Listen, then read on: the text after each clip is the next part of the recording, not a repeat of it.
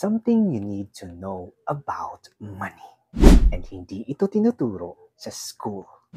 Kaya most of us, even if we are already graduates and we have decent jobs, we still struggle financially. So that your financial life will become better, you have to learn how to budget and invest.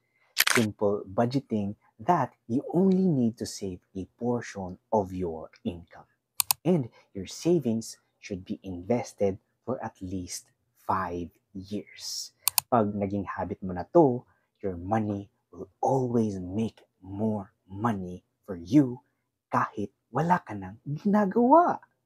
Kapatid, everything can be learned. So that your financial life will be better, start studying about money. See you on my next video.